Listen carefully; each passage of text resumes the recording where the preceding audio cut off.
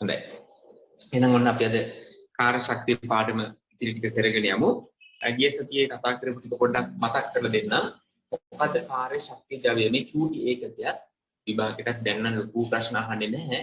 බහුවර්ණ ප්‍රශ්න තමයි ගොඩාක් වෙලාට ආවරණය වෙන්නේ. රචනා ප්‍රශ්න පත්‍රයක සමහර කොටස් වලදී එකතු වෙන්න පුළුවන්. ඒත් දැන් ඉස්සර කාලේ තිබිච්ච ස්වභාවයක් තමයි ප්‍රශ්න පත්‍රවල අපි යාන්ත්‍රික විද්‍යාවේ කොටස් කීපයක් තියෙනවා කියනකෝ. මෙහෙම A B C D කියන මේ යාන්ත්‍රික විද්‍යාව එක පාඩම්. ඒ චලිතය නිව්ටන් නියම බල සමුද්‍රතාව කාර්ය ශක්තිය භ්‍රමණ චලිතය කොහොම ඉස්සර කාලේ තිබිච්ච ප්‍රශ්න පත්‍රයේ ස්වභාවය තමයි මේකෙන් අහමුලෙස එකක් අරගෙන ඒකෙන් විතරක් ප්‍රශ්න පත්‍රයේ එක ප්‍රශ්නයක් හදාගෙන යනවා. දැන් මේක නිව්ටන් නියම නම් ඒ පේපර් එකේ තියෙන නිව්ටන් නියමම තමයි ගොඩාක්. එතකොට දැන් ඊළඟ අවුරුද්ද කොන්න තියෙන භ්‍රමණ චලිතය. මේක විතරයි ප්‍රශ්නේ තියෙන්නේ. එතකොට මේක කොච්චර අසාර්ථකද බලන්න. ඔබ අතරින් සමහරට යාන්ත්‍රික විද්‍යාව හොඳට දන්න දරුවෝ ඉන්නවා. නිව්ටන් නියම වල ඉච්චර එක්ස්පීරියන්ස් එකක් නැති. සමහර ගොඩක් දෙනෙක් ඉන්නවා මේවා දන්නේ නැහැ. හැබැයි නිව්ටන් නියම විතරක් හොඳට දන්නවා. ඒකට එහෙම දරුවෙකුට මේ වගේ පේපර් එකක් දුන්නාම ඒක වාසනාවන්තයෙක් තමයි මේ ප්‍රශ්න ලකුණු දෙන්නේ. දක්ෂයෙක් නෙවෙයි. නේද? ඒ නිසා දැන් මම ඔය කියනවා වගේ ඉස්සර කාර්ය ශක්තිය කියන පාඩමේ ඔබට 92 94 96 98 ඔය වගේ අවුරුදු මේක කෙලින්ම කාර්ය ශක්තිය විතරයි.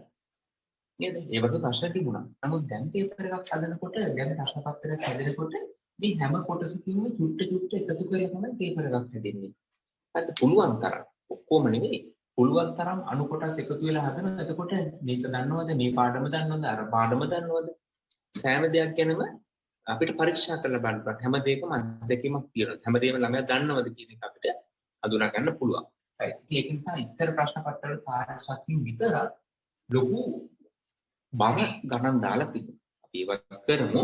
නමුත් දැන් අපි වගකීමෙන් කියනවා එහෙම ඒ කොටස විතරක් අල්ලලා ප්‍රශ්න පත්‍රය හැදෙන්නේ නැහැ. හරි. අපි ගිය සතියේ කතා කරා කාර්යය. කාර්යයක් කියන්නේ මොකද්ද?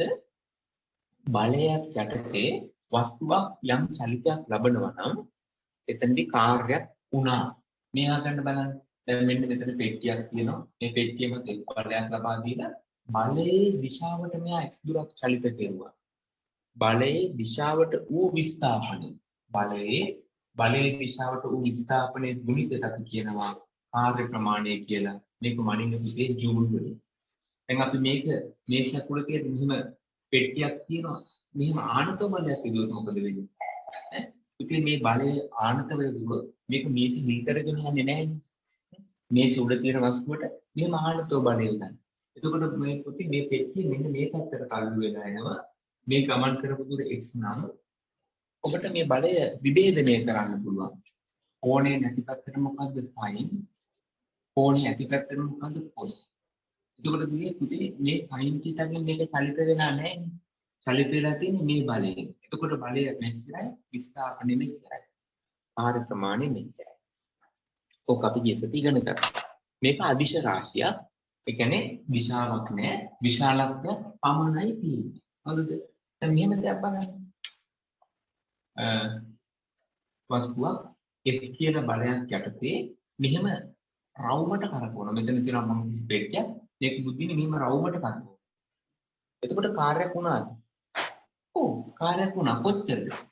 F කාර්යයක් මේ වට ප්‍රමාණය කීයද? 2πr. 2πr. ඊට පස්සේ මම ඉඳන් කතා කරුවා මේ බල විස්ථාපන ප්‍රස්ථාර ගැන. හොඳද? හොඳට මතක තියාගන්න. F බලය ඒකාකාරව x දුරකට යදුවොත් ඒ කරපු කාර්ය ප්‍රමාණය කුලජ කීයද? fx. එතකොට මේක වෙන බලයක් ලබා දුන්නොත් වෙන මොකක් හරි ඩෑෂ් බලයක් යටතේ y දුරකුත් ආයනස් කෙරුවා නම් මේ සමස්ත වර්ගඵලය තමයි කළ කාර්ය ප්‍රමාණය කියන නිකුල්ම අපි කියන්නේ. එතකොට ඕනම ප්‍රස්ථාරයක් fx ප්‍රස්ථාරයක ඕනම fx ප්‍රස්ථාරයක x අක්ෂය සමග කපා හරින වර්ගඵලය කියවෙන්නේ කරන ලද කාර්ය ප්‍රමාණය. මේ බලන්න මෙතන x බලයක් ලබා දුන්නා. මෙතන අවසානයේ x දුරක් ගියපු බව කරුණා. එතකොට මේකෙදි එකාකාර බලයක් නෙවෙයි ලබා කියලා තියෙන්නේ. වෙනස් සුළු බලයක්. මේක වර්ගඵලයේ කීයද? අවසරාතිය භාගයයි x. ඕනෙම හැඩයක් වෙච්චාවේ x ප්‍රස්ථාරයක x අක්ෂය සමග කපා හරින වර්ගඵලයේ කළ කාර්ය ප්‍රමාණය නිරූපණය වෙනවා. හරි. දැන් මොනද ඒක ඉවරයි. ඊට පස්සේ අපි ආව ශක්තිය කියන තැනට. මේකත් මම පොඩි දේවල් කතා කරුවා. ශක්තිය කියන්නේ මොකද්ද? ශක්තිය කියලා කියන්නේ කාර්යයක් කරන්න ඇති පුළුවන්කම. මොකද්ද කාර්යය අපි කියන්නේ? බෙත්මල් අමානි කාර්යයක් කරන්න අපිට මොනවද ඕනේ? ශක්තිය. කාර්යයක් කරන්න ඇති පුළුවන්කම ඇඟ වෙන්නේ මොකෙන්ද? ශක්තිය. ශක්තිය මන්නේ ජූල් වලින්. කාර්යයක් කරන්න අපිට මොනවද ශක්තිය? ඒත් මුදල් වලින් මොනවද කරන්නේ? භාණ්ඩ සහ සේවා මිලදී ගන්නවා. කොන්සෙප්ට් ගන්නන්න පටන් ගන්නනේ. ඉකොනොමික් නෑ. මොකද්ද මේ කියන්නේ? මුදල් කියන්නේ මොකද්ද කියලා භාණ්ඩ හා සේවා ලබා ගැනීමේදී හැකියාව. ඔබට රුපියල් 1000ක් තියෙනවා මට 10000ක් තියෙනවා. කාටද වැඩිපුර සේවාවක් ලබා ගන්න පුළුවන්? වැඩිපුර වැඩක් කරගන්න පුළුවන් කාට? මට. මගේ මුදල වැඩි. නේද? එතකොට මේ භාණ්ඩයකට අපි ගෙවන මිල රුපියල්. භාණ්ඩේ වටිනාකම රුපියල්. එකම ඒකකය. ඒ නිසා තමයි කාර්යයක් කරන්න නම් දෙත්මල් අපිට ඕන මොනවද? ශක්තිය. එන ශක්තිය මනින්නේ ජූල් වලින්ම තමයි. හොඳද? ශක්ති වර්ග කීයක් තියෙනවද? 1 2 3 ගණන් කරන්න බෑ පුතේ. අපි දන්නා ශක්ති වර්ග නම් සීමිතයි. හැබැයි අපි නොදන්නා ශක්ති වර්ග ඉතා විශාල ප්‍රමාණයක් තියෙන්න පුළුවන්. පසුදු තියෙනවා. ඉතා විශාල ප්‍රමාණයක් තියෙනවා. අපි දන්නේ මොනවද? චාලක ශක්තිය, විභව ශක්තිය, ආලෝක ශක්තිය, ශබ්දය, තාපය, විද්‍යුතය, රසායනික වගේ අපි කීපයක් අපි දන්නවා.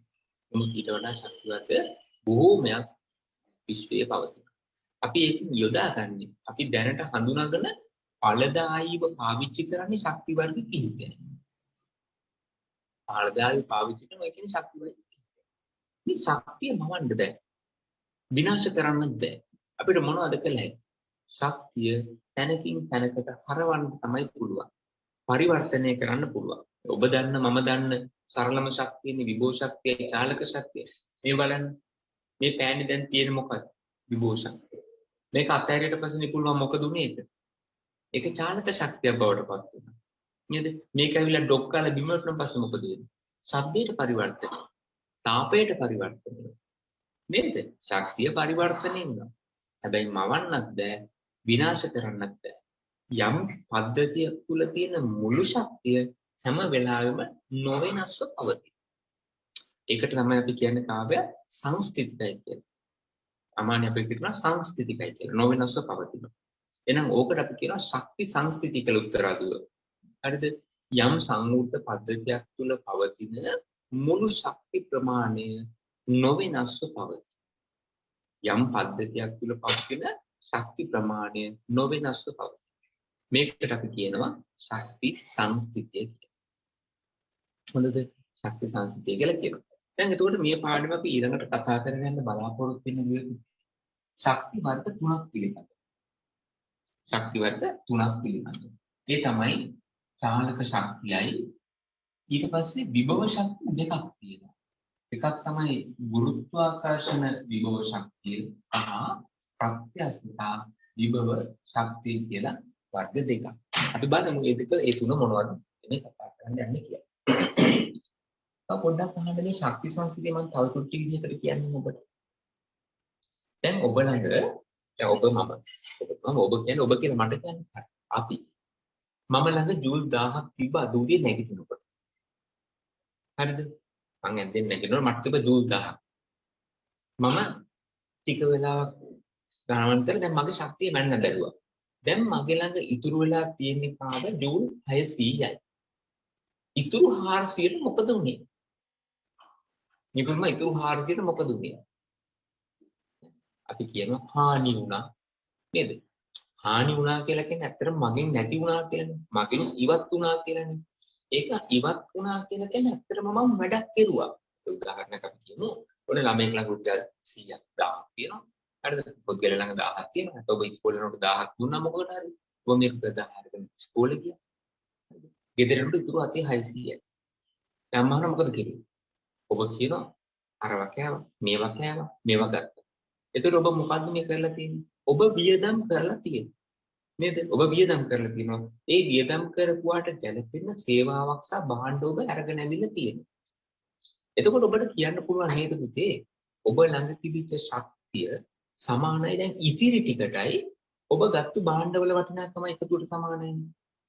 සරල අදහසක් නේ. මුලින් තිබූ ශක්තිය සමාන ඉතිරි ටිකයි වියදම් කරලා ඔබ ලබාගත්තු භාණ්ඩ වලට වැය වෙච්ච කාලය.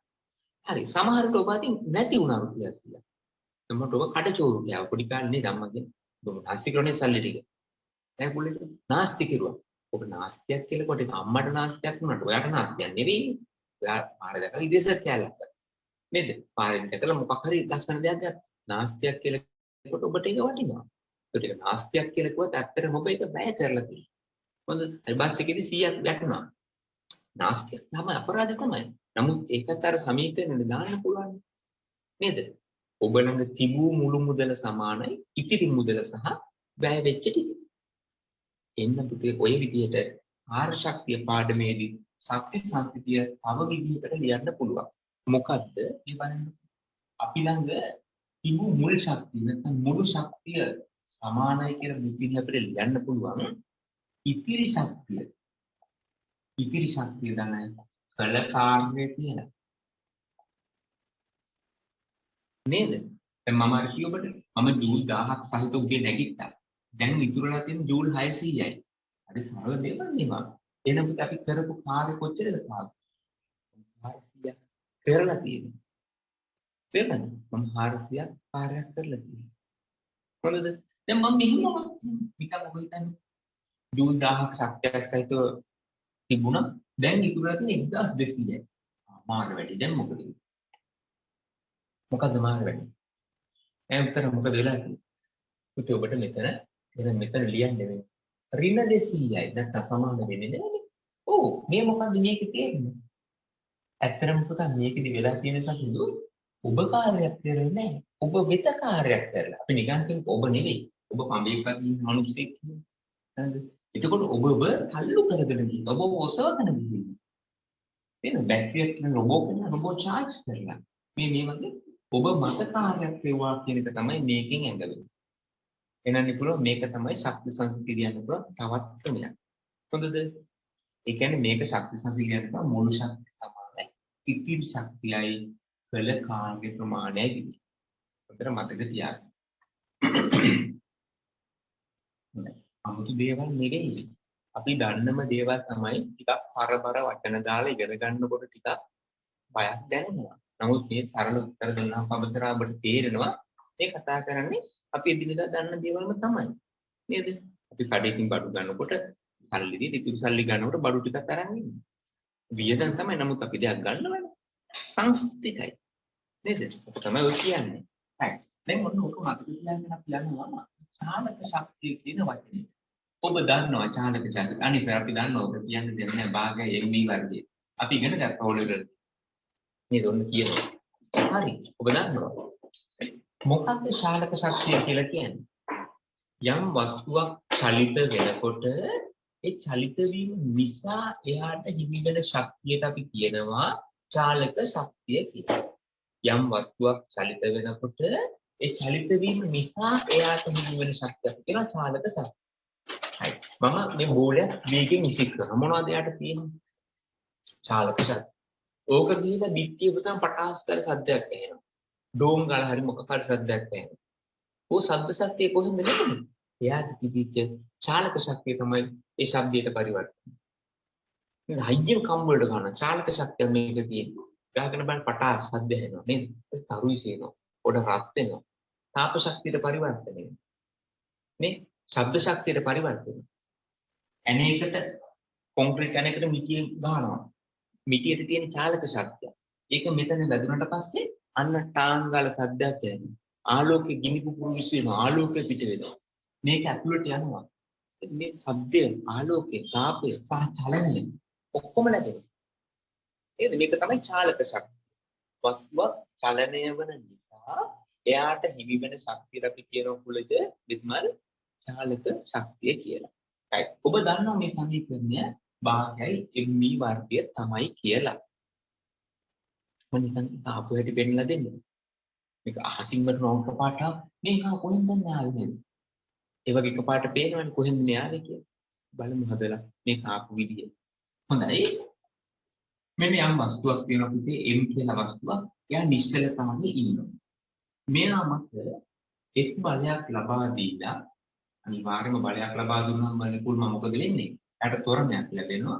ඊට පස්සේ මිනා v ප්‍රවේගයක් ලබා ගන්නවා ඔය x දුරක් ගමන් කරලා. x දුරක් ගමන් කරලා එයා v කියලා ප්‍රවේගයක් ලබා ගන්නවා. මම ඔබට කිව්වොත් එයා කළ කාර්ය කොච්චරද කියන්නේ? කළ කාර්ය පුතේ f වාරක් x. නේද උත්තර? f වාරක් x තමයි කළ කාර්ය. දැන් අපි කාර්යයක් කෙරුවා නම් ඒක යාගේ ගබඩා වෙන්න ඕන ශක්තියක් විදියට. මේ උදාහරණයක් මේ පෑන ඔසවන. මම කාර්යයක් කෙරුවා. කරපු ටික තමයි යාගේ විභව ශක්තිය විදියට ගබඩා වෙලා තියෙන්නේ. තේරුණාද? මම ඔසවනකොට වැඩක් කෙරුවා. කරපු ටික ගබඩා වෙලා තියෙනවා. මෙතනත් එහෙම.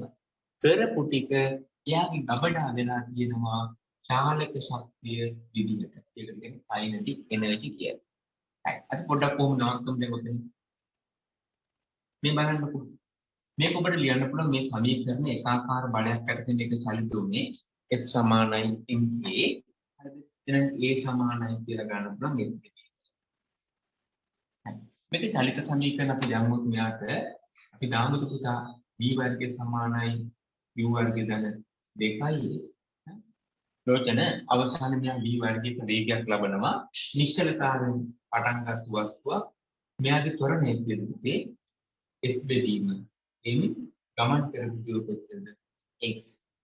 ඔබ මේක දැන් බින්දු සුළු වෙලා යනවා m මෙහාට මේ දෙක මෙහාට අන්න පුතේ ඔබට පේනවා fx සමානයි කවුද කියලා ඈ තේරුණාද පුතා fx සමාන කාටද භාගයයි mv වර්ගය. මෙන්න මේක තමයි පිටට කියන්නේ චාලක ශක්තිය කියලා. තේරුණාද? මේක තමයි බුද්ධිනේ චාලක ශක්තිය අපි භාගයයි mv වර්ගය කියලා ගන්නේ ඔන්න ඔය නිසා. හරිද? එනම් වස්තුවක් චලිත වෙනකොට එයාට හිමි ශක්තිය තමයි චාලක ශක්තිය. ඒක භාගයයි mv වර්ගය කියලා අපි ගන්නවා. හරි. අපි පොඩක් පුරුදු පොඩි ගාණක් හදලා බලමු දෙන්න. මේ තමයි අපි පොඩි ගාණක් හදලා බලමු. මෙන්න ඔබට තියෙනවා කිලෝග්‍රෑම් 1000ක රතයක්. කිලෝග්‍රෑම් 1000ක රතයක් තියෙනවා. මේක ගමන් කරන්නේ 20ක වේගයකින්. චාලක ශක්තිය අදිශ රාශියක් කොච්චරද? භාගයයි m v වර්ගය 20 වර්ගය කියන 400යි. එහෙනම් මේක ආගම මේක 200යි. දෙවරක් 10යි 5යි ජූල්. ඒකද? දෙවරක් 10යි 5යි ජූල් මෙයාගේ තියෙන කාර්ය ප්‍රමාණය. තේරුණාද? අපි ටික වෙලාවකට පස්සේ අපි දැක්කොත් එහෙම මේ බලන්න මේකත් ඉතල බලන්න. මේ කාර්යක ටික වෙලාවක් ඇදිට අපි දකිනවා වේගය 10කට අඩු වෙලා.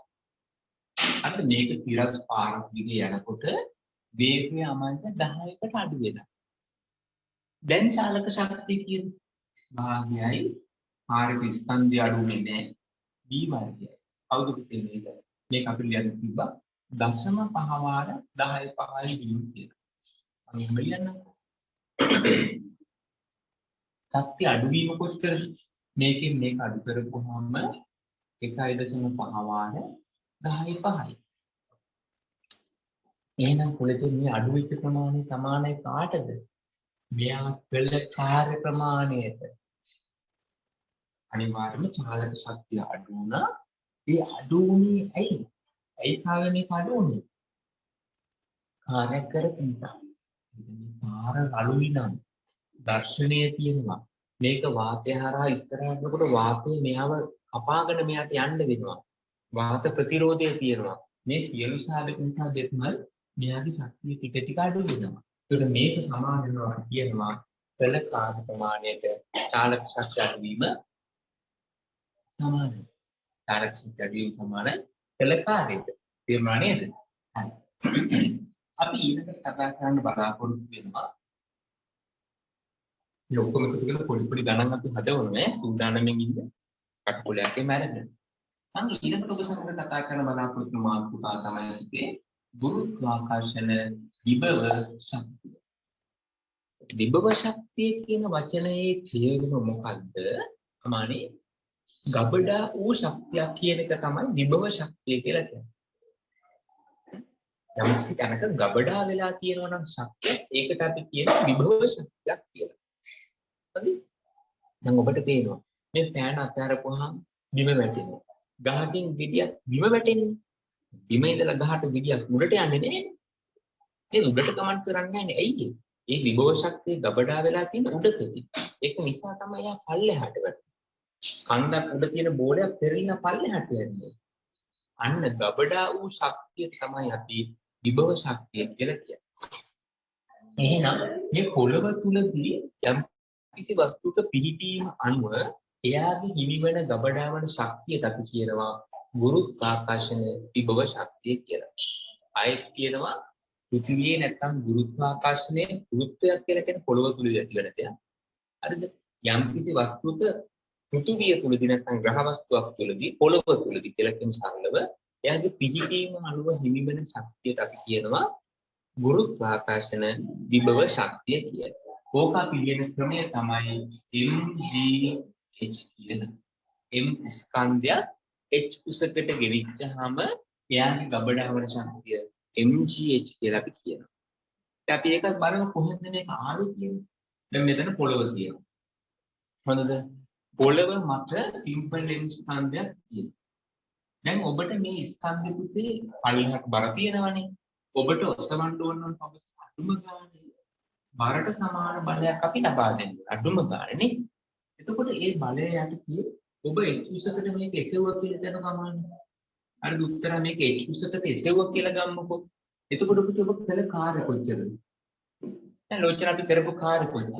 mg බලයක් යටතේ h උසකට එසෙව්වා නම් ඔබ කළ කාර්යන බලය වාරයක් උසට බුද්ධිනි සමානයි. නේද? එහෙනම් පුතේ ඔබ කළ කාර්යයේ mgh නම් ඒ කරන කාර්යයක් එයා තුල ගබඩා වෙලා තියෙනවා. තේරුණාද? ගබඩා වෙලා තියෙනවා. ඒක තමයි ගුරුත්වාකර්ෂණ විභව ශක්තිය කියලා කියන්නේ. ඔක සමානව කාටද එන්නේ?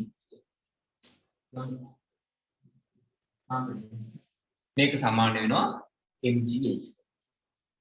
ඔකට මතක තියාගන්න. දැන් මේක ආපු විදිය ඇත්තටම මෙහෙම නෙවෙයි. ඔයිට වඩා සත්‍ය ක්‍රමයක් තියෙනවා. සත්‍ය කියන්නේ මේක බොරු ක්‍රමයක් නෙවෙයි. මේ ඔබට මැදින් පටන් ගන්න මැදින් කියලා දුන්න කොටස මේක මෙහෙම ලැබෙන්න හේතුව අපි වෙනමම ඒක තව අවුරුද්දකට විතර පස්සේ ක්ෂේත්‍ර ගුරුත්වාකර්ෂණ ක්ෂේත්‍ර කියලා පාඩමක් කරනවා.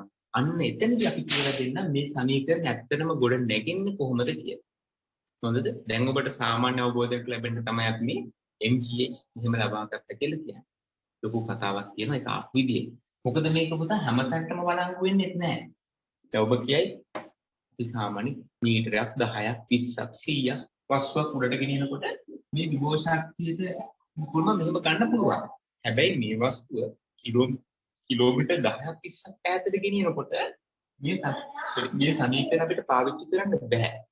ඒකට වෙනම සමීකරණයක් තියෙනවා. මේක වළංගුනේ කෙටි උසක් තුල විභව ශක්තිය වැඩි වීමට විතරයි. දැනට ඔබ ඒක හිතන්නත් එපා. දැන් මේ ඉගෙනගත්තු ශක්ති දෙකට අපි කියනකොට යාන්ත්‍රික ශක්තිය කියලා. චාලක ශක්තියයි විභව ශක්තිය එකතුවට අපි කියනවා මොනවද? යාන්ත්‍රික ශක්තිය, මෙකැනිකල් එනර්ජිස් කියලා. දැන් ඔබ ඇයිස එහෙම කියන්නේ? දැන් වාහනයක් ඇතුලේ ওই දෙක විතරද තියෙන්නේ? නෑ, ඉන්ධන දහන නිසා ලැබෙන වෙනම ශක්තියක්. නේද? එතකොට ලයිට් එකක් බැටරියක් තුල විද්‍යුත් ශක්තිය තියෙනවා. නේද? සැටලයිට් එකක් ගත්තොත් ඒ සැටලයිට් එකට සූර්ය ශක්තිය අවශ්‍ය කරනවා. charge වෙන්නනේ විද්‍යුත් ශක්තිය තියෙනවා. කැරකෙනවා චාලක ශක්තිය තියෙනවා. ශක්ති වර්ග ගොඩක් තියෙනවා. එතකොට මේකදී අපි කතා කරන්නේ මේ ශක්ති දෙකට අපි කියන්නේ යාන්ත්‍රික ශක්තිය කියලා. සාමාන්‍යයෙන් ගහකින් ගෙඩියක් වැටෙනකොට එයාට වෙන මොකක් ශක්තියක් නැහැ. චාලක ශක්තියයි විභව ශක්තියයි විතරයි තියෙන්නේ. මිනිස්සෙක් උඩට පනිනකොට එයාට තියෙන්නේ විභව ශක්තියයි චාලක ශක්තියයි විතරයි නේද?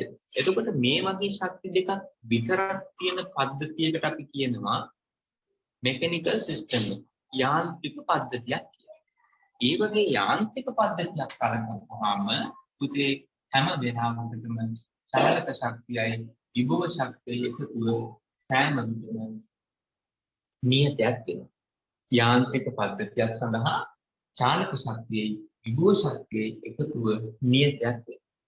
එතකොට මේකත් පුරේද ශක්ති සංසිතියේ තවත් එක් ප්‍රභේදයක්. හොඳට මේ ලොකු පද්ධතිය අපි කතා කරන්න යන්නේ නැහැ. ඔබ අප කතා කරන්නේ යාන්ත්‍රික පද්ධති ගැන විතරයි. ගහකින් ගෙඩියක් වුණා බෝලයක් උඩ විසික් කරන මිනිස්සු උඩ ඉඳලා ස්ප්‍රින්ට් එකකට පනිනවා. ඔය වගේ දේවල්. එහෙනම් මෙන්න මේ ශක්ති දෙක එකතුව සෑම විටම නියත. මේකත් යාන්ත්‍රික පද්ධතියක් සඳහා බලංගුයි. මේකට අපි කියනවා යාන්ත්‍රික පද්ධතියක් සඳහා ශක්ති සංස්කෘතිය කියලා.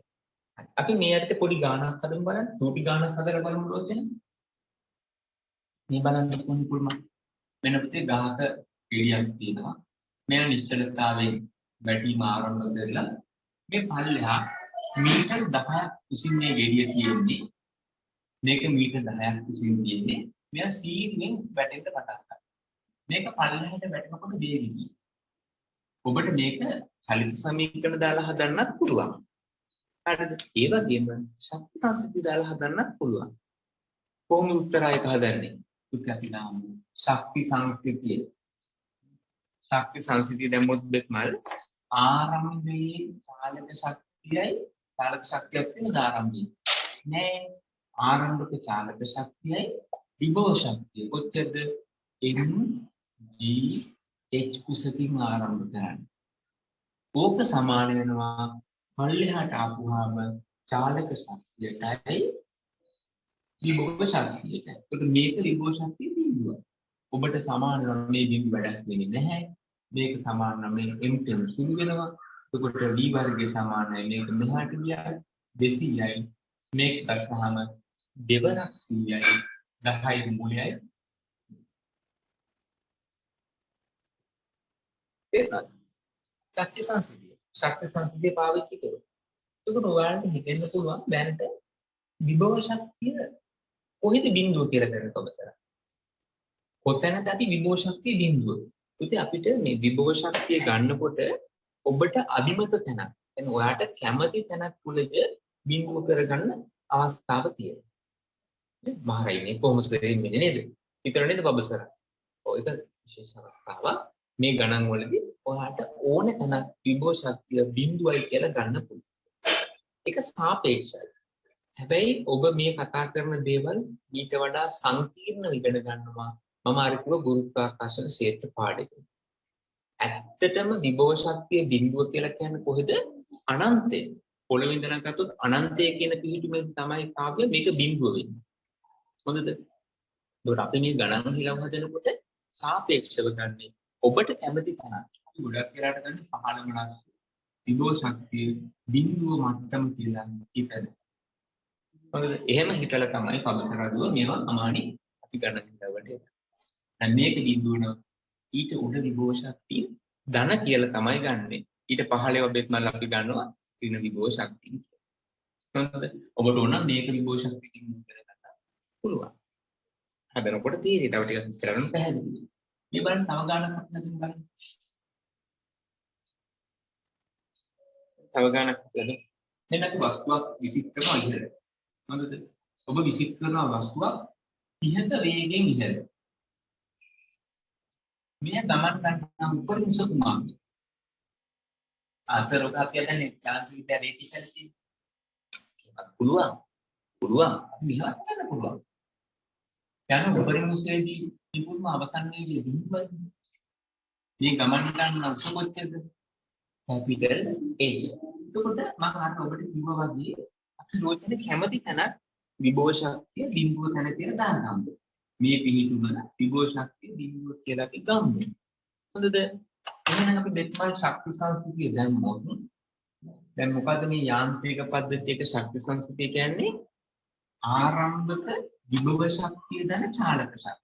විභව නැහැ චාලක ශක්තිය භාගයයි m පිහේ වන්දිය. බුද්ධිනි අවසාන යනකොට චාලක නැහැ. ඒක විභව ශක්තියට සමානයි. m දෙන් සුරුණා 900 දෙකෙන් බෙදපුවම 450යි. ඕක සමානයි 10යි. මේක තමයි යාන්ත්‍රික ශක්ති සංස්කෘතිය දාලා මේ ගාන හදපු විදිහ. තේරුණා නේද? අමානි. එතන හරි නේද? ගැටලුවක් නැහැ. ශක්ති සංස්කෘතිය දාලා හදපු ගාන. මම ඔබට චූටි වෙනසක් කරලා ගානක් දෙන්න හදන්න. පටන් ගන්න මෙහෙම ලියා ගන්න කටුකොලයක. මේ අභ්‍යාසය. දැන් අපි නිකන් ප්‍රැක්ටිස් කරන දේවල්. මෙහෙම ලියන්න. 30යි ms එක වේගයකින් 30යි mh එක වේගයකින් ඉහළට ප්‍රක්ෂේපිත වස්තුවක් 20යි mh එක වේගයක් 20යි mh එක වේගයක් ලබා ගන්නේ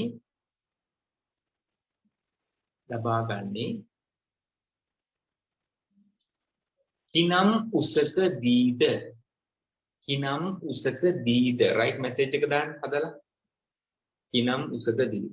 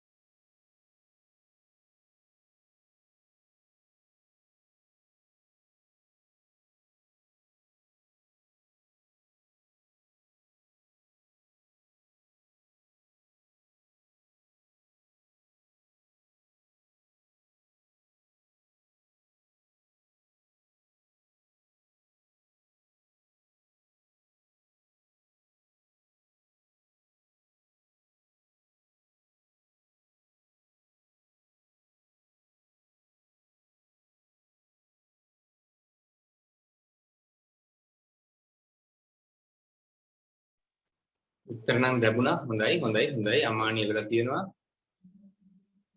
ඔව් අවසරය වල උත්තර කාව්‍ය වල තියෙනවා කුල්ලජ පොඩ්ඩක් බලමුද හරිද කියලා තරින්ද වල තියෙනවා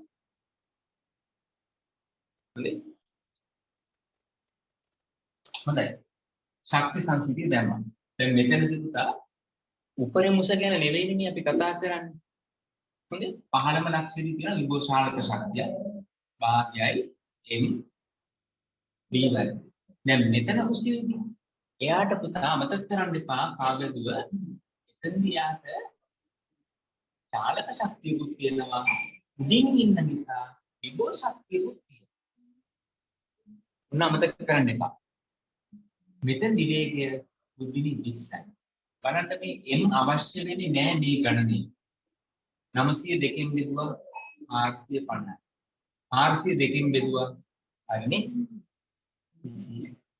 ධන 10 බිංදු 45න් 20ක් අඩු කෙරුවා 25යි එතකොට මේක මෙහෙම ලියන්න එපා සාමාන්‍ය දුවන විදිහට මේ විදිහට දැන් ඔබට තේරෙනවද මේ හදපු දැන් සමහරවිට පොඩි තැන් වැරදින් දැටි සමහරට මෙතන විභව ශක්තිය අමතක වෙන්න සමහරවිට නේද මේ වගේ දුක්ඛිත වැරදි වෙන්නේ නැති දැන් තේරෙනවනේ කරන විදිහ අසිදු හරිනේ කාව්‍ය හරි ගොඩක් දෙනෙක් හොඳ උත්තර වල තිබුණා මේ ශක්ති සංස්කෘතිය පාවිච්චි කරපු හරි මෙන්න ඊළඟ ශක්ති වර්ගයේ ඉතින් ඒ ගන්න වලට ඔබට අයිඩියා එකක් එන්නේ නැහැ මෙන්න ඊළඟ විදිහ ප්‍රත්‍යස්තතා බලන්න වචනේ ප්‍රත්‍යස්තතා විභව ශක්තිය ප්‍රත්‍යස්තතා විභව ශක්තිය මොකද මේ ප්‍රත්‍යස්ත කියන වචනේ වස්තුවක හැඩය උදේ බලයක් යොදපුවාම වෙනස් වෙනවා නම් ඒ බලය අතහැරපුවාම නැවත යථා තත්ත්වයටපත් වෙනවා නම් ඒ වගේ වස්තුවකට අපි කියනවා ප්‍රත්‍යස්තයි කියලා. අයි කිව්වොත් වස්තුවක් මත බලයක් යොදපුවාම හැඩය වෙනස් වෙනවා. අතහැරපුවාම ආයි නැවත යථා තත්ත්වයටපත් වෙනවා නම් ඒ වගේ වස්තුවකට අපි කියනවා ප්‍රත්‍යස්තයි. ඉලාස්ටික් ඔබ්ජෙක්ට් එක. මොනවද උදාහරණ? රබර් පටියක් දුන්නක් ඔය දුණු වර්ග දෙකක් තියෙනවා මෙන්න මේ වගේ දුන්නකට අපි කියන්නේ අමාල්ජා හෙලික්සිය දුන්නක් කියලා දැන් දුණු තරාගි වලම තියෙන හෙලිකල් ස්ප්‍රින් මේ වගේකට කරුණු අපි කියනවා සර්පිලාකාර දුන්නක් කියලා ස්පයිරල් ස්ප්‍රින් එක ඔය වයින් නෝග්ලොස් වලින්ම තියෙන සෙල්ලම් බඩු වයින් කරන ඒවා ඇතින් මේවා හරිද ඉතින් මේ වාගේ ප්‍රත්‍යස්ත වස්තු හම්පටියක් කැටපෝල් වල එහෙම මේ වගේ දේවල් අපි කියනවා ප්‍රත්‍යස්ත වස්තු කියලා. හැබැයි චුයින් ගම් එකක් කොහොල්ල ඇගුලියක් මඩතලියක් ඒවා ප්‍රත්‍යස්ත නැහැ. ඇයි ඒ? චුයින් ගම් එක ඇදලා අතර හිටපු දන් දෙනවද? නේ. නේද? කොහොල්ල ඇගුලියක් ඇදලා අතරම හිටපු දන් දෙන්නේ නැහැ. ඒක ප්‍රත්‍යස්ත නෑ. ප්‍රත්‍යස්ත ගුණයක් එයාගේ නැහැ. ඇදෙන බව ඇත්ත. යථා තත්ත්වෙ දෙන්නේ. එතකොට මෙන්න මේ වගේ වස්තුවකට අපි කියන ප්‍රත්‍යස්ත වස්තුවක් කියලා. මේ වගේ වස්තුවක ගබඩා කරන ශක්තියට අපි කියනවා ප්‍රත්‍යස්තතා විභව ශක්තියක් කියලා. කොහොමද අපි මේගොල්ලන්ගේ විභව ශක්තියක් දෙන්නේ? හැඩය වෙනස් කරලා. දැන් ඔබට මතක් වුණා. රොබින් හුඩ් දුනු ඉදනකොට මොකද කෙරුවේ? දුන්න ඇදලා අන්න. හැඩය වෙනස් කරලා ඊතලේ තිබ්බා තෑග්ගා. චූටි කාලේ අර තෙල්ලන් තුවක්කු තියෙනවා. ඒක හරි ඉස්සරහින් බුලට් එක තද කරනවා. තද කරනකොට හරියට තද කරන්නේ මේ ස්ප්‍රින් එක. ස්ප්‍රින් එක තද කරලා මේක ලූස් කරනකොට මෙතන තියෙන ඊතලේ ටක් දාලා බුලට් එක ඉස්සරහට තිබිනවා. ඇයි මෙයාගේ ශක්තිය ගබඩා වෙලා තිබෙච්ච නිසා. ඊට පස්සේ අර සෙල්ලම් කාර් එකක් මේ නම්බර් අපි ලබා දෙන්නේ මොකද්ද පුළදී? ප්‍රත්‍යස්ත විභව ශක්තිය. හරි මේ නම්බර්ලා ලබා දෙනවා ප්‍රත්‍යස්ත විභව ශක්තිය. ඒ ශක්තිය ඊට පස්සේ කාර් එකට දෙනවා. කාර් එක ඉස්සරහට තල්ලු කරගෙන යනවා. කැටපෝලට මොකද කරන්නේ? මෙහෙම අදිනවා. මහන්සියක් දරලා හැඩේ වෙනස් කරනවා. ඊට පස්සේ අපි අතහැරියන් පස්සේ ඒක රිලීස් වෙනවා. ඒ ප්‍රත්‍යස්ත විභව ශක්තිය චාලක ශක්තියට හරවනවා. තේරුණා? එහෙනම් මේව තමයි අපි ප්‍රත්‍යස්ත විභව ශක්තිය කියලා කියන්නේ. ප්‍රත්‍යස්ත වස්තුවක හැඩය වෙනස් කර එයට ලබා දෙන ශක්තියට අපි කියනවා ප්‍රත්‍යස්තතා විභව ශක්තිය. ප්‍රත්‍යස්ත වස්තුවක හැඩය වෙනස් කිරීමෙන් එයට ලබා දෙන ශක්තියට අපි කියනවා ප්‍රත්‍යස්තතා විභව ශක්තිය. කැටපෝලයක් ස්ප්‍රින් එකක් දුන්නා ඔක්කොගෙම ඒ පිළිබඳව අපි ඉස්සරහට කතා කරමු ඊළඟ සෙෂන් එකට සම්බන්ධ වෙමු.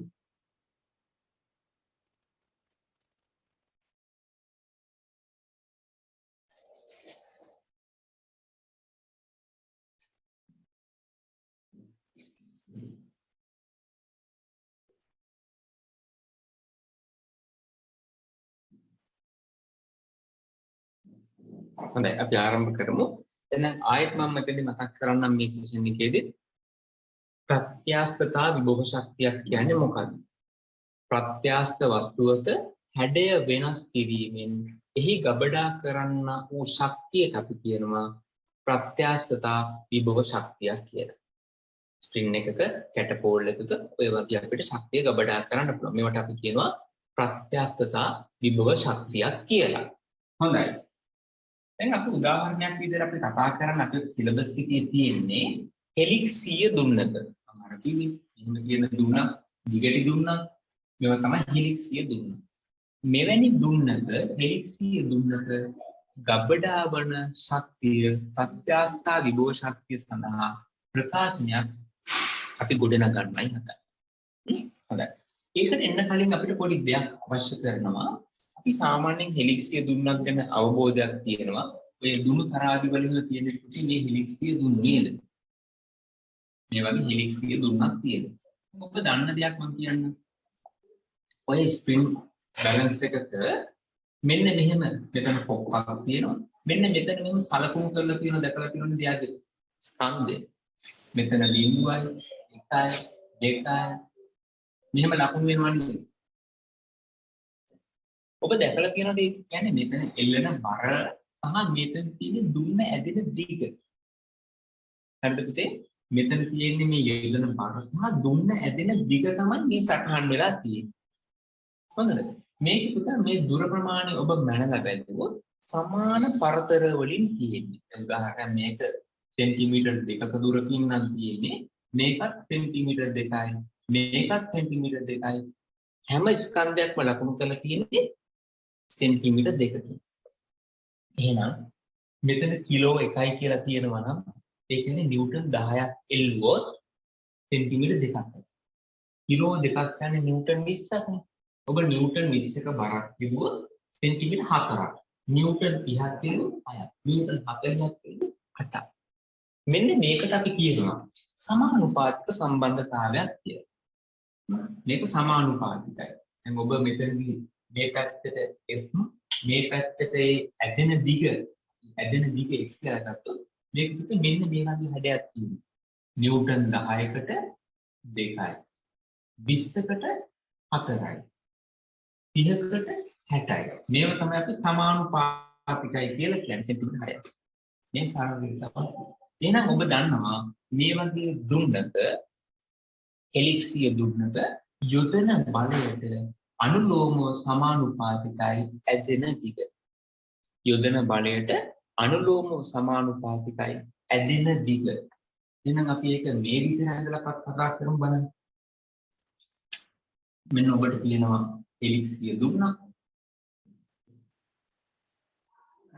මේ එලික්සිය දුන්නට ඔබ F බලයක් දීලා ඇදපුවාම ඔරිජිනල් නැත්නම් ස්වභාවිකව තිබිලා තියෙන්නේ මෙන්න මෙතන.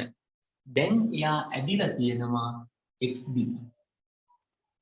තේරුණාද? එහෙනම් මෙන්න මේ බලය ගැන තමයි මම ඔබට කිව්වේ F සමානුපාතිකයි කියලා x ට. F සමානුපාතිකයි x ට. හරි? ඒ වගේම තව වැඩක්.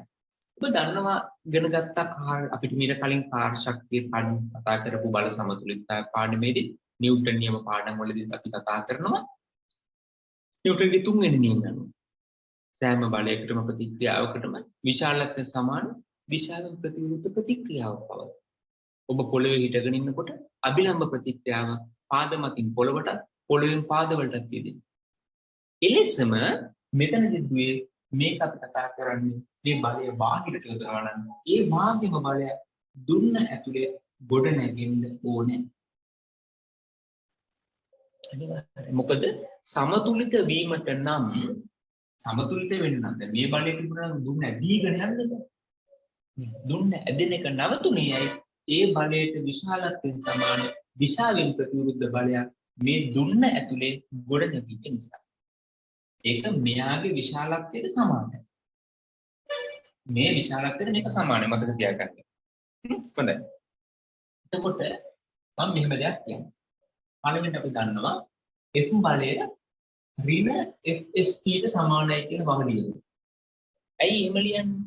මේක දෛශිකයන්නේ බලය කියන්නේ දෛශිකයක්. නේද? දිශාව සැලකිලට ගන්න ඕනේ.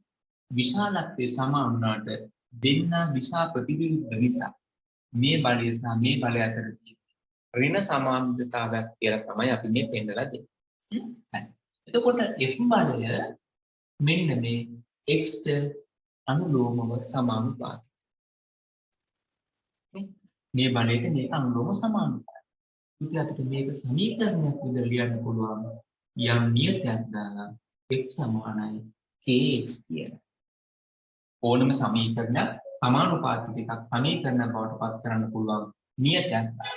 මෙන්න මේ k ට කියනවා අපි දුනු නියතය කියලා. මේක දුන්නක් නිසා අපි මේකට දෙන්නම් මොකද්ද? දුනු නියතය කියලා. කොහොමද මේක රබර් පටියක් වුණා නම්, ඉලාස්ටික් එකක් වුණා නම්, සීන් කම්බියක් වුණා නම් ඒකටත් මේක වළංගුයි. එතකොට කම්බියකට ගාදී කම්බි නියතය කියලා රබර් පටියට රබර් නියතය කියලාවත් කියන්නේ නැහැ. ඒකට කියන පොදු නම තමයි බල නියතය. හොඳට අහගන්න. මේක වෙන වස්තුවක් වුණා නම් අපි මෙතන කියන්නේ ඒ තමයි දාන්නේ. ඒකට කියන බල නියතය කියලා. මේක දුන්නක් වෙන වෙලාවේදී මේ බල නියතයට දෙන සුවිශේෂ වචනේ තමයි දුනු නියතය කියලා කියන්නේ ස්ප්‍රින්ග් කොන්ස්ටන්ට් කියලා කියනවා. දැන් පුතේ දැන් අපි මේ FSP ගැන කතා කරන්නේ. ඔබ දන්නවා ඒක කියන්නේ ඍණ FSP. ඒක නිසා අපි මේක මෙහෙම ලිව්වා කියලා දුවල වැරදි වෙන්නේ නැහැ නේද? මේක වැරද්දක් වෙන්නේ නැහැ. මේ ඍණ ලකුණ එහා පැත්තට ගියාම ඔබට ලැබෙන සමීකරණය F සමානයි ඍණ kx කියලා සමීකරණය. හරිද? මේක තමයි නිවැරදිම සමීකරණය. හරිද? පුතේ ඔබට එතකොට පැහැදිලි මේ ඍණ දැම්මේයි කියලා? ඔව්. ඒ ඍණ දැම්මේ පුතා අපි මේ කතා කරන්නේ දුන්න සඳහා. මේ කතා කරන්නේ දුන්න සඳහා. දුන්න තුල බලය තියෙන්නේ මෙහෙට විස්ථාපනය නැත්නම් විතතිය මේ වැඩි වෙච්ච දිගට අපි කියන්නේ විතතියක් කියලා. බලය මෙහෙට විතතිය මෙහෙට මේක දෛශික. මේ දෛශික දිශා දෙකක් අපි ගන්නෙ. නේද? දෛශික දිශා දෙකක්. ඉන්න ඒ නිසා තමයි මෙන්න මෙතන ඍණ ලකුණක් අපි යොදා ගන්න. හොඳට මතක තියාගන්න. ඇයි ඍණ ලකුණක් යොදා ගන්න? ස්ප්‍රින් එක ඇතුලේ බලය තියෙන මෙහෙට විස්ථාපන මොමන්ට් හරියට ඒ ප්‍රතිවිරුද්ධ බව අංගවන්න තමයි ඍණ ලකුණක් අපි ගන්න. ගණන් හදනකොට ඔය ඍණ ලකුණ දැනට අවශ්‍ය නැහැ. නිකම්ම x සමානයි kx කියන සම්බන්ධතාවයකට යොදා ගන්න පුළුවන්. හොඳද? මොකද අපි හදන්නේ මේ එළියේ තියෙන බලයත් එක්කනේ ගාන හදන්නේ. එන්නේ ඇතුලේ බලය ගැන බලයත් ඒකම තමයි. නමුත් එළියේ තියෙන බලයත් එක්ක කතා කරද්දී දෙන්න සමාන නිසා මේක යොදන්න පුළුවන්. උදාහරණයක් මම ඔබට කියන්නම්. නිව්ටන් 100ක බලයක් දුන්නාම සෙන්ටිමීටර් 2ක් ඇදෙනවා. ඔබට මේ ඍණ ඕනේ නැහැ. x සමානයි kx දාන්න. කවුද පුතේ කියන්නේ? නිව්ටන් 100ක බලයක් දුන්නාම සෙන්ටිමීටර් 2ක් ඇදෙනවා නම් ඒකයි ස්කයි එක වලින් දාන්න. මේකට සුළු වෙනවා 50යි k සමානයි 5000යි. මොනවද? මේ k එකක මොනවද? k සමානයි x දෙකින් x කියන්නේ නිව්ටන් x කියන්නේ මීටරයට න්යාගේ ඒකකෙ වෙන්නේ නිව්ටනයේ මීටරයට 5000යි. හරිද? මොකට මම හිතන්නේ පළමු වර්ගයේ හම්බෙන්නේ අර්ථ දැක්වීම කියලා. මොකක්ද මේ අර්ථ දැක්වීමක් කියලා කියන්නේ? ඔබ මේ අලුතෙන් පදයක් භෞතික රාශියක් අඳුනාගත්තාම ඒක කෙනෙකුට තේරෙන විදිහට කියලා දෙන්න පුළුවන්. ඔබට කියනවද මේ x සමානයි k කියනවා k කියන්නේ දුර්නියක. එහෙම කිව්වට යට අයිඩියා එකක් එන්නේ නැහැ. ඔබේ නංගියෙකුට මල්ලියෙකුට දුර්නියතය ගැන ඔබ කියලා දෙන්න අද. වෙන විෂය ධාරාවක් කරන කෙනෙකුට මේ කියන්නේ දුර්නියක. ඒ මොකද ඒ දුර්නියක කියලා ඔබෙන් අහුවොත් ඔබ මොකද්ද කියන්නේ? ඔබ මොකද්ද ඔබ කියන්නේ? මෙහෙම කියමු. ඔහුට තේරෙන විදිහට අපි කියමු. මෙන්න මේ වගේ සමීකරණයක නොදන්නා භෞතික රාශියක් ආපුවම දරුවෝ අපි ඒක උත්තර කරන්නේ. එතකොට x අකුර මෙහෙට යනවා x දෙකින් x. ඔබට මේ සමීකරණේ පුළුවන් දේවල් එකක් කෙරුවොත් අපිට පුළුවන් නේද පුතින්නේ x එකක් කරන්න. x සමානයි මීටර් එකක් විතර ඔබට කියන්න පුළුවන් k සමානයි අපි ওই විදිහට කියමු දැන්. මොකද්ද මේ සමීකරණේ x සමානයි 1යි නම් k කියන්නේ සුළු. නැතොක කියමු කියලා දෙමු. x කියන්නේ මොකක්ද? විතතිය. විතතිය මීටර එකක් නම් මෙන්න කතාව. විතතිය මීටර එකක් නම් k කියන්නේ එවිට යොදා තිබු බලයයි. අපි ලස්සන කරලා කියමු. ඒකක විතතියක් ලබා දීමට යෙදිය යුතු බලය. ඒකක විතතියක් ලබා දීමට යෙදිය යුතු බලය එම වස්තුවේ දුනු නියතය එහෙමත් නැත්නම් බල නියතය. එන්නේ අහන මිනිස්සයාට තේරෙනවනේ. ඔය කියන එකට මේ ස්පින් එක මීටරයක් අදින්න නම් මම දෙන්න ඕනේ බලය තමයි මෙයා කියලා තියෙන්නේ. දැන් මේ ගානේ හැටියට අපි නිව්ටන් 5000ක් දුන්නොත් තමයි මීටරයක් අදින්න පුළුවන්. ඔබට තේරුණා නේද ඒක? අර අහගෙන හිටපු මිනිස්සයාට තේරුණා. මීටරයක් අදින්න ඔබ දෙන්න ඕනේ බලය. ඒකද මේ කියන්නේ. ඔන්න අයිඩියා එකක් අපිට ආවා. මෙහෙම හිතන්න දැන් මම ඔබට දෙනවා දුරුනියතාවල් දෙකක්. එක දුරුනියතයක් K1 මේක පුතේ 100යි. තව දුරුනියතයක් කියනවා ඒක 5000යි. හරි. දැන් ඔබ කියන්න බලන්න ඔබට මේ දුනු දෙක ගැන ඔබට ඇඟෙන විදිය මොනවද? ඔබට දැනෙන දේවල් මොනවද? මේක 100යි මේක 5000යි. මේකේ තේරුම මීටරයක් අදින්න නිව්ටන් 100ක්. මීටරයක් අදින්න 5000ක්. මේ දුනු දෙකෙන් හද දුන්න කවුද? මේ දුන්න පහසු දුන්න. ඔබට පහසුවෙන් මේක අකුලන්න දිගාරින්න පුළුවන්. හැබැයි මේක ඒ හා සමානව පහසුවෙන් අකුලන්න දිගාරින්න බැහැ. තේරුණාද? දැන් ওই දුනු පාවිච්චි වෙන තැන් දිහා බලන්න. වාහනවල shock absorbers වලට පාවිච්චි කරනවා. bicycle mountain bicycle වල shock absorbers වලට පාවිච්චි කරනවා. shock absorb shock කියන්නේ කම්පන absorb කියන්නේ අවශෝෂණය. ස්ප්‍රින් එකෙන් අවශෝෂණය කරනවා. අන්ද ඊපස්සේ cushion mat වල sofa set වල සහ ලොකු බැකෝ ලොකු පෝච්චි වල shock absorbers පාවිච්චි කරනවා. ඒ වගේම ඔබේ අර ඉස්සර තිබිච්ච ස්ප්‍රින් පෙන් තිබි දැන් නම් වැඩි නෑ. ඔය පෙන් වලක් පාවිච්චි කරනවානේ. ඉතින් ඒ තැනට ජිම් වලක් තියෙනවානේ. ඔව්. ඒ තැන් වලට ඒ විදිහේ දුණු පාවිච්චි කරන්න ඕනේ. දැන් ඔබ පෑනට පාවිච්චි කරන්නේ මේ වගේ දුන්නද මේ වගේ දුන්නද? මේක පාවිච්චි කරන්න පුළුවන්. හැබැයි අලියෙක් වට්ටුවනේ ස්පින් එක ඔබා ගන්න. නේද අපිට බෑ. පැහැදිලිද? ලොකු වැඩි දුන්න තත වැඩි. හැබැයි බයිසිකලයට අපි මේ වගේ දුන්නක් පාවිච්චි කරොත් වැඩක් නෑ. නේද? චූටි ගලක් උඩින් ගියන් පස්සේ බයිසිකල් ඩෝම් ගාලා බම්ප් වෙන්න ගන්න. ඇබ්සෝබ් කරගන්න බෑ. ශක්තිය අවශෝෂණය කරන්න යට අමාරුයි. ඒ නිසා මේ දුනු නියතය අනුව ඔබ ඒ පරිසරයට ඒ දුනු වර්ග යොදා ගන්න ඕනේ. තේරුණාද? ඒතරොම දැන් දුනු නියතය ගැන ඔබට අවබෝධයක් ලැබුණා. මොකද්ද මේකේ තේරුම? ඒකක විතතයක් ලැබීමට අවශ්‍ය කරන බලයට අපි කියනවා. ඒකක විතතයක් ලබා ගැනීමට අවශ්‍ය කරන බලයට අපි කියනවා දුනු නියතය කියලා. right. දැන් අපි යනවා පුතේ මේ විදිහට දුන්නක් ඇද්දට පස්සේ දැන් මතකයි නේද? සමානයි kx. නැත්නම් ඍණ kx. මේක තව උදාහරණයක් මම ඔබට කියන්නම්. මේ බලන්න. වෙන දුන්නක් සාමාන්‍යයෙන් එල්ලලා තියෙනවා. සැහැල්ලු දුන්නක් මේ විදිහට එල්ලලා තියෙනවා. මේකට කිලෝග්‍රෑම් 5ක් දැන් නිව්ටන් කියන්නේ. නිව්ටන් 50ක් එල්ලපුවාම මේක සෙන්ටිමීටර් නැත්නම් මිලිමීටර් 4ක් ඇදුණා. මිලිමීටර් 4ක්. යුනිට් එක ගන්න බලන්න.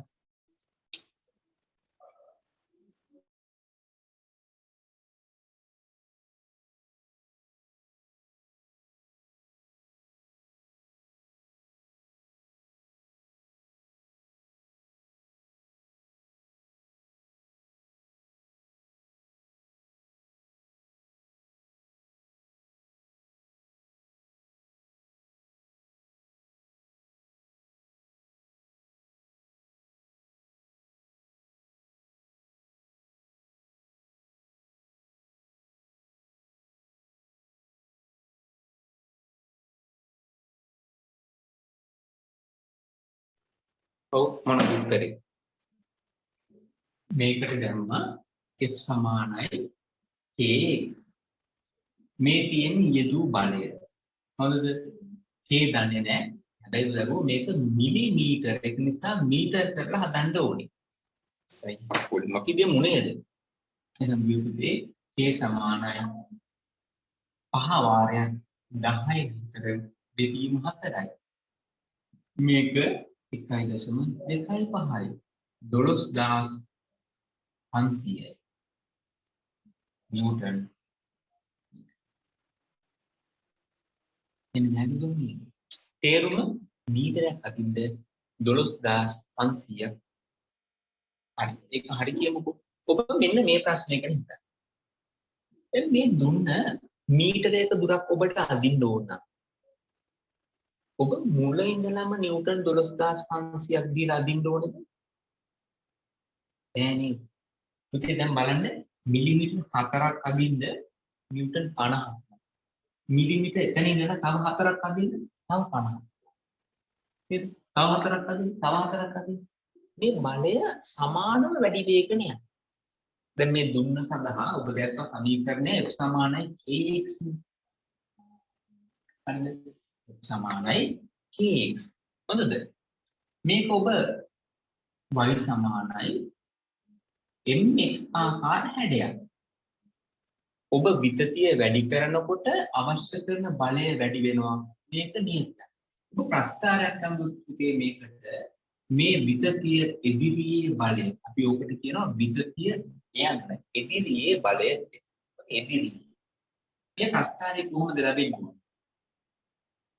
y සමානයි mx ආකාර හැඩයක්. දැන් ඔබට තේරෙනවා අර මං කිව්ව මිලිමීටර් 4ක් අදින්න නිව්ටන් 50යි. 8ක් අදින්න 100යි. මෙච්චරක් අදින්න අච්චරයි. අන්තිමට x විතතියක් ලබනකොට එයා ඇදිච්ච බලය විතතියක් x ප්‍රමාණයක් ලබනකොට යෙදිලා තිබිච්ච බලය. එතකොට අර කාර් එකක් තල්ලු කරනකොට පෙට්ටියක් අදිනකොට වගේ එකාකාර බලයක් නෙවෙයි මේ ස්පින් එක මත යෙදිලා තියෙන්නේ. මේ වගේ රේඛීය ස්වභාවයක් තමයි මෙතන තියෙන්නේ. තේරුණා? ඔව්. එතකොට පුතේ අපි ඉගෙන ගත්ත දැන් අද පාඩම පටන් ගන්නකොටම කළ කාර්ය ප්‍රමාණය fx ප්‍රස්ථාරයේද x අක්ෂය සමග කපා හරින වර්ගඵලයේ නිරූපණය වෙනවා. මේ වර්ගඵලයේ එහෙනම් ඔබ මේ දුන්න x විතතියක් ලැබලා තියෙන වෙලාවෙදී මේ දුන්නේ මත කළ කාර්ය ප්‍රමාණය නැත්නම් දුන්නේ ගබඩා වූ ශක්තිය. ඕක තමයි ප්‍රත්‍යස්ථා විභව ශක්තිය කියලා අපි කිව්වේ. ඕක සමාන වෙනවා කාටද? මේ ත්‍රිකෝණයේ වර්ගඵලය භාගයයි fx. හරිද? මේ දුන්නේ ගබඩා වෙන ශක්තියක් දුන්න මත කළ කාර්ය සමානයි. එහෙනම් ප්‍රත්‍යස්ථා විභව ශක්තිය සමාන වෙනවා භාගයයි fx. ඒක ඔබ මතක තියාගන්න ඕනේ. හෙලික්සිය දුන්නක ගබඩා වන ශක්තිය භාගයයි fx. දැන් අපි f ට කතා කරුවා kx කියලා. f සමානයි kx කියවනේ. එහෙනම් අපි ඒකත් මෙතෙන්ට ආදේශ කරුවොත් kx වාරයක් x නේ. එහෙනම් අපි මේක තවත් ආකාරයකට ලියන්න පුළුවන් භාගයයි kx වර්ගය කියලා. හරිද? දැන් අපි ඉගෙන ගත්ත ශක්ති වර්ග මොනවද? යාන්ත්‍රික ශක්තිය, චාලක ශක්තිය භාගයයි mv වර්ගය. ගුරුත්වාකර්ෂණ විභව ශක්තිය කියද mg. ප්‍රත්‍යස්ථා විභව ශක්තිය දුන්නක කියද භාගයයි fx. එහමත් නැත්නම් භාගයයි kx වර්ගය. තේරුණාද? මේ තමයි ওই ශක්ති වර්ගය. අපිට පැහැදිලි වෙන්න ඕනේ. හොඳයි. අපි එහෙමනම් දැනට මේ ටික පදනම් කරගෙන පොඩි ගණන් දෙක තුනක් හදාගෙන යමු. හොඳද? මේ කතා කරමු චාලක ශක්තිය, විභව ශක්තිය කියන දේවල් කතා කරන පොඩි සම්බන්ධ කරන පොඩි ගානක් දෙකක් හදමු බලන්න. right. මෙන්න මම ඔයාලට උදාහරණයක් කියනවා. ඔන්න එක්තරා හෙලික්සිය දුන්නක් තියෙනවලු. හරිද? මේ දුන්නට නිව්ටන් 100ක් යොදපුවාම මේක සෙන්ටිමීටර එකක් ඇදෙනවා. ඔන්න මගේ ප්‍රශ්නේ. දුන්නක් තියෙනවා නිව්ටන් 100ක් යොදපුවාම සෙන්ටිමීටර එකක් ඇදෙනවා. පළවෙනි කාරණාව දුනු නියතය හොයන්න. දුනු නියතය හොයන්න. කීයද දුනු නියතය? f සමානයි kx. වටිනාකම විතරක් දාන්න. නිව්ටන් 100ක් යොදපු තැන සෙන්ටිමීටර එකක්. එතකොට ඔක මීටර කරලා ලියන්නේ. එහෙනම් පුතේ k සමානයි කීයද? 10000යි නිව්ටන්. ඊළඟ ප්‍රශ්නය ඒකම කන්ටිනියු වෙන්න. මේ දුන්න සුමට තිරස්තලයක තියලා ඕක සෙන්ටිමීටර 5ක් අකුලනවා. හරිද? සෙන්ටිමීටර 5ක් අකුලලා මේක ඉස්සරහ තියෙනවා චූටි බෝලයක්. හරි චූටි බෝලයක් තියෙනවා. ග්‍රෑම් 20ක චූටි බෝලයක් ඉස්සරහින් තියලා තියෙනවා. හොඳයි. දැන් මේ ස්ප්‍රින් එක රිලීස් කරපුවම මොකද වෙන්නේ? මේ දුන්න නිදහස් කරපුවම ඔබ මම දන්න හොඳම සිද්ධියම. දුන්න අතහැරපුවාම දැන් දුන්න අකුලලා තියෙනවනේ කවුරු හරි. දුන්න මත කාර්යයක් කරලා දුන්න හකුලලා තියෙනවා. දුන්නේ ගබඩා වෙලා තියෙනවා පුතේ ප්‍රත්‍යස්ථා විභව ශක්තිය. ප්‍රත්‍යස්ථා විභව ශක්තිය ගබඩා වෙලා. ඔබ මේ අතහැරපුවාම ඒ ප්‍රත්‍යස්ථා විභව ශක්තිය මෙයාට ලබා දෙනවා චාලක ශක්තිය විදියට. එතකොට මෙයා මෙතන නිදහස් වෙන වේගය u. එකම තිරස්තලයක් ගැන මේ කතා කරන්නේ. එහෙනම් දැන් ඔබට පුළුවන් මේ උණ්ඩයට ලැබෙන ශක්තිය චාලක ශක්තිය ඕක සමාන වෙනවා භාගයයි kx වර්ගය. හරිනේ? දැන් මේ භාගය සුළු වෙනවා. ඔබෙන් අහන්නේ u කොච්චරද කියලා. k බෙදීම m වාරයක් x වර්ගයේ. දැන් මෙතන x කියන්නේ මේ හැකිලිච්ච ටික. හොඳේ. අපි ආදේශ කරමු බලන්න. u සමානයි දුරුණියට අපි දැක්කා 10000යි කියලා කිව්වා. මෙයාගේ ස්කන්ධය ග්‍රෑම් 20යි. එතකොට කිලෝග්‍රෑම් කරන්න ඕනේ.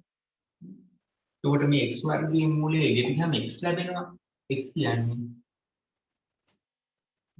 5යි. හරි. වියුක්තිය බලන්න. මේක සුළුන අපි මේක ග්‍රෑම් 40 කියලා දැම්මම ටක් ගාලා සුළුන උත්තරයක් ලැබෙනවා. හරිද? 40යි. මේ බිඳුව කැපුණා. මේ 10 තුන උඩට ගියා. බලන්නකො. මේ සමානයි. මේ 10 තුනත් උඩට ගියාම 10යි 6යි යට 4. මේක පහ වාරයක් 10 වෙනි දෙක.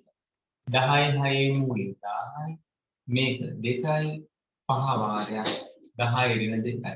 මේ 10 වෙනි දෙකට මේක තුනා 52කින් බෙදුවා 25යි තත්පරයට. එතකොට මේ බෝලය මෙතනින් නික්මෙන වේගය කීයද? තත්පරයට මීටර 25යි.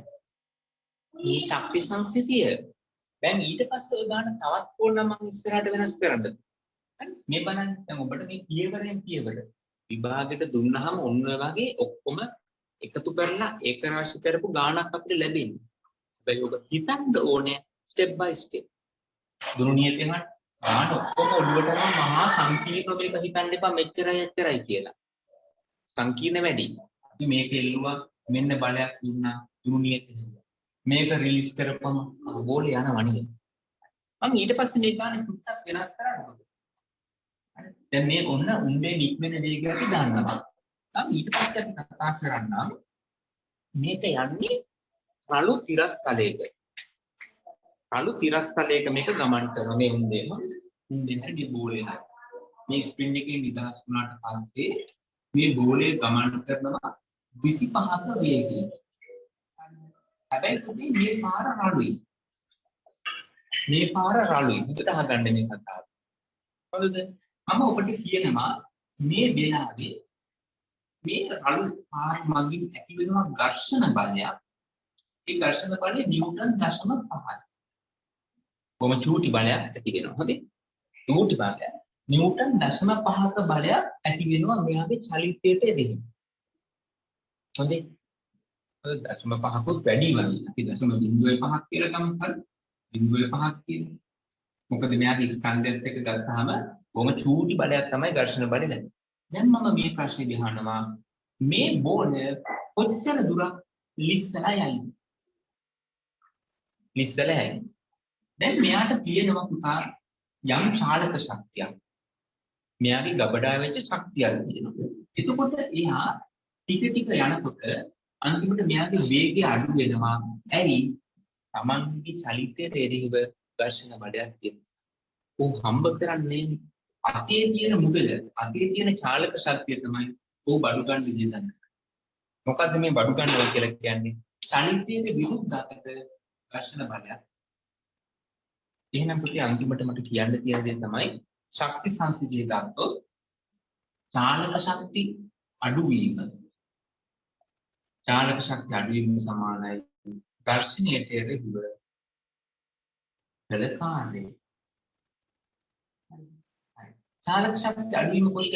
භාගයයි m කිලෝග්‍රෑම් කරන්නට d වර්ගය සමාන වෙනවා ඝර්ෂණ බලයට එරෙහිව බලකාරය. දැන් මේ බලය ඉස්සරහට තිබුණා නම් වාහනයක් එමුණා නම් මේ බලය තියෙන ඉස්සරහ. නේ? එතකොට එහෙම වුණා නම් මේක චාලක ශක්තිය අඩු වෙන්නේ නැහැ වැඩි වෙනවා. ඒ වැඩි වීම සමානයි එයා මත කළ කාර්යය. දැන් මේකේ තියෙන චලිත දිශාවට විරුද්ධ අතර නිසා චාලක ශක්තිය අඩු වෙනවා කාර්යයක්. අපි හදමු බලන්න. මෙතන 10යි මේක සුළු වෙනවා. මේ 25 වර්ගය 625යි. මේක 100ෙන් දෙනවා. අර ඉලක්කම කීයේ 0.05ක් ලැබෙනවා. මේක 6.25යි. එහෙනම් සමාන නේද? ඔබට මේ දශම ගණන් සුළු කරන්න බෑ. කම්මැලිනේ කැතයිනේ. එහෙනම් අපි ඔබ 6.25 දෙකින් උඩත් 100න් යටත් 100 කියන උත්තරේ මීටර 125ක් යනවා මේ නාසුමට තලයක් අඩුයි තමයි. නමුත් අනුගම අඩුයි. මේ ගමන් කරපු වේගයෙන් මේ බුලට් එක මේ බෝලය මීටර 125ක් ගිහලා තමයි නවතින්නේ. බලන්න මේ ශක්ති සංසිද්ධිය අපි ටික ටික ඉස්සරහට මොඩිෆයි කරගෙන ආපු හැටි. තේරුණාද? අපි සංවර්ධනය කරගෙන ආපු හැටි බලන්න. දුරුනියතේ ඔබ හෙව්වා. එයාගේ නිදහස් වෙන ශක්ති සංසිද්ධිය දාලා චාලක ශක්තිය හෙව්වා. ඊට පස්සේ රළු පාරක ගියපු හැටි ඔබ හෙව්වා. නේද? බලන්න කොච්චර ජීවුණුද කියලා. දැන් මේ ගානම එකම ගාන මේ යන්නේ. ඔබ මේ වීඩියෝ එක ආයතරයක් අරන් බලන්න. එතකොට මේ ආපු පියවර තුන දැන් තේරෙයි. මම මේ පියවර පොඩ්ඩක් වෙනස් කරනවා. මම ඔබට කියනවා දැන් මේක යන්න තියෙන උපරිම දුර මීටර 125යි. මම ඒක අඩු කරනවා. මීටර 80ක දුරක් යනකොට මෙයාගේ වේගය කීයද කියලා අහනවා. හරිද? මේ පාරේ දිග මෙන්න ඊළඟ කතාව හොඳද? මෙන්න ඊළඟ කතාව. මෙයා යන්නේ මේ අලු පාරේ මීටර 80යි. මේ දිග කීයද? මේක 80යි. මීටර 125ක් ගියානම් මෙයා ලොස් ඉවරම ඉවරයි. දැන් මීටර 80ක් යනකොට එයාගේ ශක්තිය තව ටිකක් තියෙනවා. තව ටිකක් තියෙනවා. ඉතුරු වෙනවා. ඒ කියන්නේ සම්පූර්ණ වියදම ඉවර කරලා නෙවෙයි මෙයා රවුමක් ගාලා එන්නේ. තව ටිකක් ඉතුරු. දැන් අපි හදලා බලමු. දින් අර වගේමයි. චාලක ශක්තිය හානිය නැත්නම් අඩුවීම සමානයි ඝර්ෂණයට ඉදිරිය කළ භාගයයි m u වර්ගයට කිරීම. එක්පාරක් හරිද? දැන් පුතේ අපි මේක දන්නවා භාගයයි m කීයද ග්‍රෑම් 20යිනේ. අපි සුළු කරන හැටි බලමු. u වර්ගය කියන්නේ 25 වර්ගය අඩු කිරීම v වර්ගය. මේක වාරයක්. ඔබ 10න් ගුණ කරොත් 0.5ක් ලැබෙනවා. 0.5 8න් ගුණ කරොත් 4ක් ලැබෙනවා. බලන්න ඒවා සුළු කරන හැටි නේද? හරි. එතකොට මේක 4න් බෙදෙනවා. මේ 100 එහා පැත්තට යනවා. 25 වර්ගයට 100යි 4යි. මානසික. මේක 625යි. d වර්ගය එහාට ගෙනිච්චාම 225 සමානයි d වර්ගයයි. b සමානයි තත්පරයට මීටර 15යි. දැන් කටහරම් බලන්නේ මොනවද කියුන්නේ? ජම්යුම් කරනවද? නෑ අනේ බලන්න ඔය වීඩියෝ ෆයිල්ස් ඔබ බලන්න මේ හදපු ගණන් හතර එකපාර ඔබට කතා කරන්න ගත්තනම් සංකීර්ණ ප්‍රශ්නයක් වෙනවා. ඒක මහා විශාල ප්‍රශ්නයක් වෙනවා. දැන් බලපන් ඔබට තේරෙනවා නේද ඉතින්. දුන්නියත් ගන්න ඔබට බැරිද? x සමාන 1 x ගන්න. ඊට පස්සේ අර බෝලයක් ඉස්තරන් කියලා රිලීස් කරනකොට යාගේ ශක්තිය චාලක ශක්තියට ගියා කියලා හොයන්න බැරිද? ඒකත් ඒක. චාලක ශක්තිය අඩු වෙන එක ඝර්ෂණයේ එරෙහිව වැය වුණේ කියලා කියන්න දන්නේ නැද්ද? දැන් මේක තමයි පොඩ්ඩක් හරියට ගන්න තියෙන්නේ. පාරෙන් භාගයක් මැද දුරක් යනකොට. තව කොටසක් ඉතිරි. තව කොටසක් ඉතිරි. ඒක ටික මෙයාට හම් වෙලා තියෙනවා වේගයක් ඉතිරි. නේද? අනිත් මෙච්චර අමාරු කියලා කියන්න දෙයක් නැහැ. බොහොම ලේසි පාඩමක් තමයි මේ අපි කතා කරන්නේ. හොඳද? හරි. අපි තව එක ගානක් ඔබට හදන්න මම අවස්ථාව දෙන්නම්. අද මේ රස්නට සුළු වෙන බෝලේ ලක්කන්ද කියලා ගන්නේ නැහැ. පොඩි ගානක් හදලා ගන්න.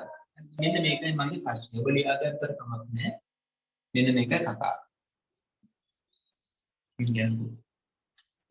සහැල්ලු දුන්නක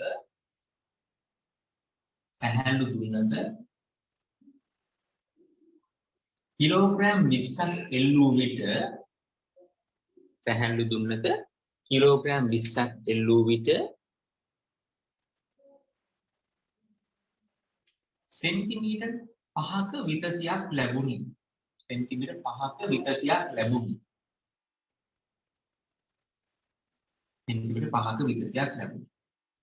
පළවෙනි කොටස.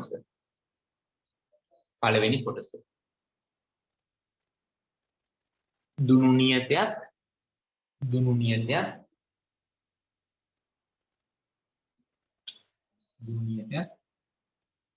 දෙවෙනි කොටස මෙම දුන්න සුමට තිරස්තලයක තබා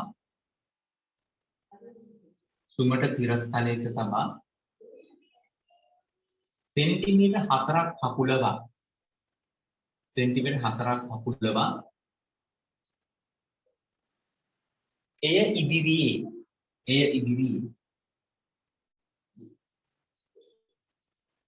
ග්‍රෑම් 100ක ස්කන්ධයක් තබා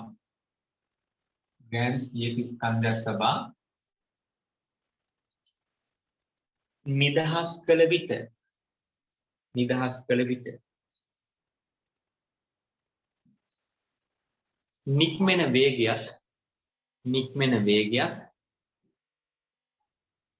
නික්මෙන වේගයක් නික්මෙන වේගයක් තුන්වෙනි කොටස මාර්ගයේ ඉතිරි කොටස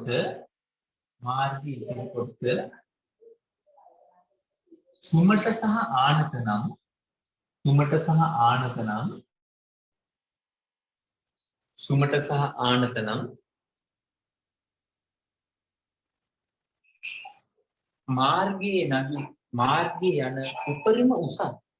මාර්ගයේ යන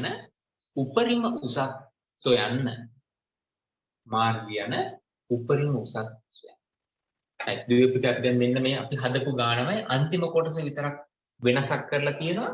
දැන් කටපාඩමින් නෙවෙයි අවබෝධයෙන් කරන්න කිලෝග්‍රෑම් 20ක් එල්ලපුවාම ඇදෙන්නේ මෙච්චර නම් ඔබ දුරුණිය කරන්න. මේ දීලා තියෙන දුවපතේ ස්කන්ධය හොඳද? ස්කන්ධය දීලා තියෙන්නේ මේක ගන්න. ඊට පස්සේ මෙයාගේ ශක්ති දාලා ඉවත් කරන වේගකට ඉන්පසු දැන් මේක කන්නක් උඩ නගිනවා. ආයි ශක්ති සංසිඳ දාලා ඉවත් වෙන්නේ මෙච්චරකින් නම් යන උස හොයන්න. ඔබ සියල්ල දැන් පටන් ගන්න විනාඩි 6-7කින් අපි ගාන හදලා සාකච්ඡා කරමු.